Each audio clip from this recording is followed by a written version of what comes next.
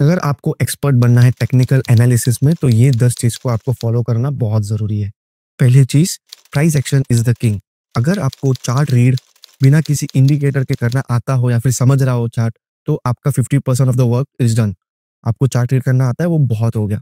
Second is, indicator should be secondary. पहले आप chart read करना सीख लीजिए, उसके बाद आप इंडिकेटर पे आइए। तो फिर कौन सा इंडिकेटर पे आएंगे?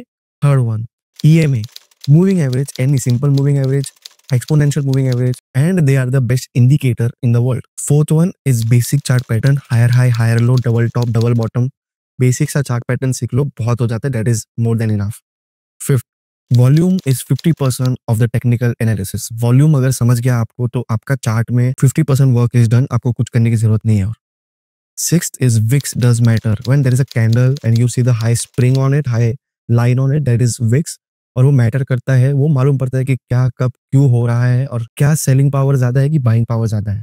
Number seventh, horizontal line is 70% of the chart pattern. Horizontal line, straight line बहुत हो गया, बेसिक सा चीज है। Number eight, basic candle stick pattern is very well enough. Doji, spinning top, hammer, shooting star, basic सा चीज है। 3 4 5 6 चीजें सीख लोगे कैंडल स्टिक में, बहुत हो गया। Number 9, more green days then more red days. एक स्टॉक देखा आपने, आपको ट्रेड करने को इंटरेस्ट आ रहा है, उसमें ज्यादा रेड डेज है, मतलब वॉलिटिलिटी हाई है, नीचे जाने का चांसेस हाई है, स्टॉप लॉस होने का चांसेस हाई है।